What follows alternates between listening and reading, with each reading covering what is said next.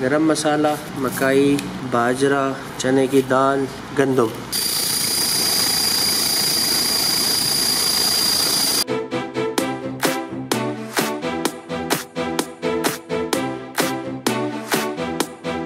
अस्सलाम वालेकुम friends, this is मान, आपके अपने चैनल जापान मशीनरी स्टोर से। उम्मीद करता हूँ आप सब दोस्त खैरियत से होंगे।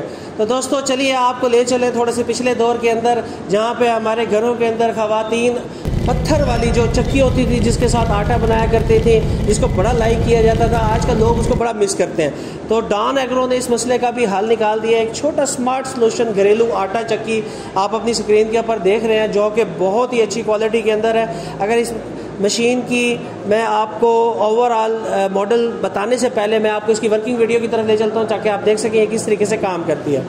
गरम मसाला, मकाई, बाजरा, चने की दाल, गंदम।